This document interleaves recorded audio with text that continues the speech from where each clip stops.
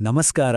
ನೋಡಿ, ಭಾರತದ ಇತಿಹಾಸದಲ್ಲಿ ಒಂದು ಸಾಮ್ರಾಜ್ಯ ಬರೋಬ್ಬರಿ 600 ವರ್ಷಗಳ ಕಾಲ ಆಳ್ವಿಕೆ ಮಾಡಿತ್ತು ಅಂದ್ರೆ ನಂಬಲಿಕ್ಕಾಗುತ್ತಾ? ಆದ್ರೆ ವಿಪರ್ಯಾಸ ಅಂದ್ರೆ ಅದ್ರ ಬಗ್ಗೆ ನಮಗೆ ಹೆಚ್ಚು ಗೊತ್ತೇ ಇಲ್ಲ. ಹೌದು, ನಾವು ಮಾತಾಡ್ತಿರೋದು ಅಸ್ಸಾಂನು ಆಳಿದ ಅಹೋಮ್ ರಾಜವಂಶದ ಬಗ್ಗೆ. ಬನ್ನಿ, ಇವತ್ತಿನ ಈ ವಿಶ್ಲೇಷಣೆಯಲ್ಲಿ ಅವರ ಕಥೆಯನ್ನೊಮ್ಮೆ ನೋಡೋಣ.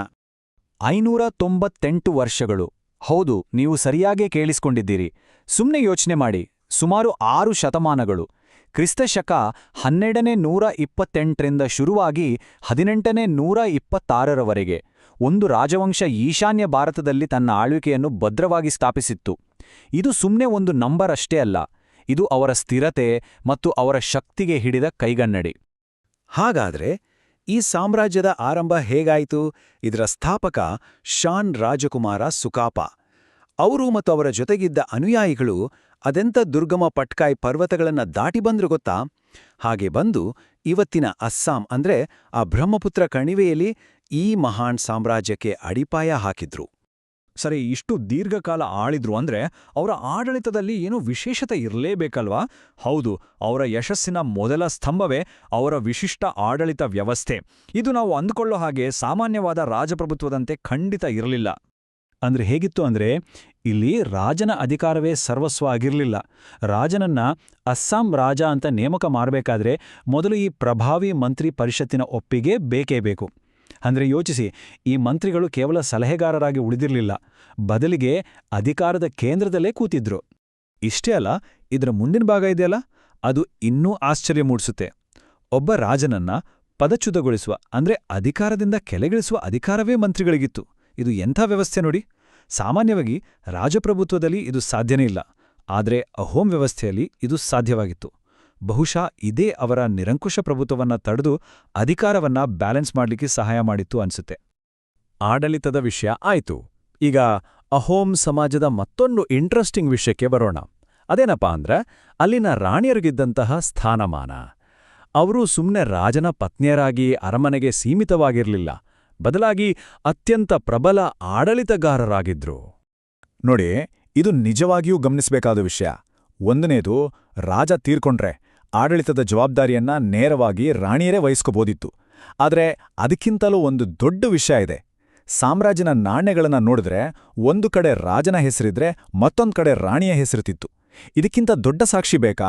ಇದು ಸುಮ್ಮನೆ ಸಂಕೇತ ಅಲ್ಲ, ಇದು ಅವರ ಅಧಿಕಾರ ಮತ್ತು ಸ್ಥಾನಮಾನ ಎಷ್ಟರ ಮಟ್ಟಿಗೆ ಸಮಾನವಾಗಿತ್ತು ಅನ್ನೋದಕ್ಕೆ ಒಂದು ಸ್ಪಷ್ಟವಾದ ಘೋಷಣೆ. ಸರಿ, ಈಗ ಈ ಕಥೆಯಲ್ಲಿ ಒಂದು ಬಹಳ ದೊಡ್ಡ ತಿರುವು ಬರುತ್ತೆ. ಅಹೋಮ್ ರಾಜವಂಶದ ಇತಿಹಾಸದಲ್ಲಿ ಅತ್ಯಂತ ನಿರ್ಣಾಯಕವಾದ ಅಧ್ಯಾಯ ಯಾವುದು ಗೊತ್ತಾ? ಅದು ಅಂದಿನ ಅತ್ಯಂತ ಪ್ರಬಲ ಸಾಮ್ರಾಜ್ಯ ಅಂದ್ರೆ ಮೊಘಲ್ ಸಾಮ್ರಾಜ್ಯದ ಜೊತೆಗಿನ ಅವರ ಹೋರಾಟ. ಇದು ಒಂದೆರಡು ದಿನದ ಯುದ್ಧ ಅಲ್ಲ, ಇದು ಬರೋಬ್ಬರಿ 67 ವರ್ಷಗಳ ಕಾಲ ನಡೆದ ಒಂದು ಸರಣಿ ಹೋರಾಟ. ಹಲವು ಬಾರಿ ಮೊಘಲರು ದಾಳಿ ಮಾಡಿದ್ರು, ಕೆಲವು ಪ್ರದೇಶಗಳನ್ನು ವಶಪಡಿಸಿಕೊಂಡಿದ್ದು ಉಂಟು. ಆದರೆ ಅಹೋಮರು ಮಾತ್ರ ತಮ್ಮ ಪ್ರತಿರೋಧವನ್ನು ಯಾವತ್ತೂ ಬಿಟ್ಟುಕೊಟ್ಲೇ ಇಲ್ಲ. ಅವರ ಹೋರಾಟ ನಿರಂತರವಾಗಿ ನಡೀತಾನೇ ಇತ್ತು.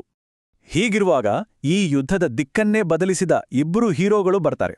ಒಬ್ರು ರಾಜಚಕ್ರಧ್ವಜ ಸಿಂಗ್, ಇನ್ನೊಬ್ರು ಅವರ ಪರಾಕ್ರಮಿ ಸೇನಾಪತಿ ಲಚಿತ್ ಬೋರ್ಫುಖಾನ್.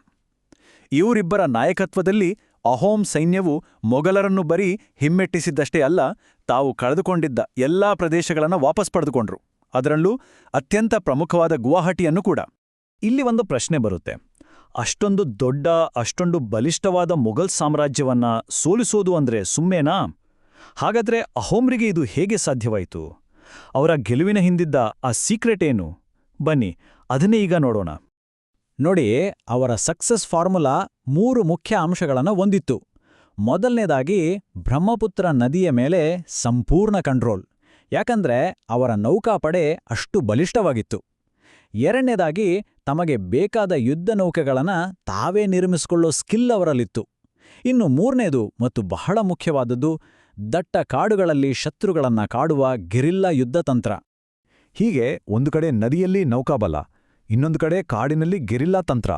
ಈ ಎರಡರ ಕಾಂಬಿನೇಷನ್ ಇದೆಯಲ್ಲ, ಅದು ಮೊಘಲರ ಬೃಹತ್ ಸೈನ್ಯಕ್ಕೆ ಒಂದು ನಿರ್ಣಾಯಕ ಗೆಲುವನ್ನ ಸಾಧಿಸ್ಲಿಕ್ಕೆ ಬಿಡ್ಲಿಲ್ಲ. ಅವರಿಗೆ ಆ ಜಾಗದ ಬಗ್ಗೆ ಚೆನ್ನಾಗಿ ಗೊತ್ತಿತ್ತು, ಅದನ್ನೇ ಅವರು ಬಳಸ್ಕೊಂಡ್ರು. ಬಹುಶಃ ಇದೇ ಅವರ ಸ್ವಾತಂತ್ರ್ಯದ ಮತ್ತು ಇಷ್ಟು ದೀರ್ಘಕಾಲದ ಆಳ್ವಿಕೆಯ ಹಿಂದಿದ್ದ ಅಸಲಿ ರಹಸ್ಯ. ಕೊನೆಯದಾಗಿ ನಾವೆಲ್ಲರೂ ಯೋಚಿಸಬೇಕಾದ ಒಂದು ಪ್ರಶ್ನೆ, ಒಂದು ವಿಶಿಷ್ಟವಾದ ಆಡಳಿತ ವ್ಯವಸ್ಥೆ ಮಹಿಳೆಯರಿಗೆ ಸಮಾನವಾದ ಸ್ಥಾನಮಾನ, ಮೊಘಲರಂತಹ ದೊಡ್ಡ ಶಕ್ತಿಯನ್ನೇ ಮಣಿಸಿದ ತಾಕತ್ತು, ಹೀಗೆ ಇತಿಹಾಸವನ್ನೇ ನಿರ್ಮಿಸಿದ ಸುಮಾರು 600 ವರ್ಷಗಳ ಕಾಲ ಆಳಿದ ಈ ಮಹಾನ್ ರಾಜವಂಶದ ಬಗ್ಗೆ ನಮಗೆ ಯಾಕಿಷ್ಟು ಕಡಿಮೆ ಗೊತ್ತಿದೆ?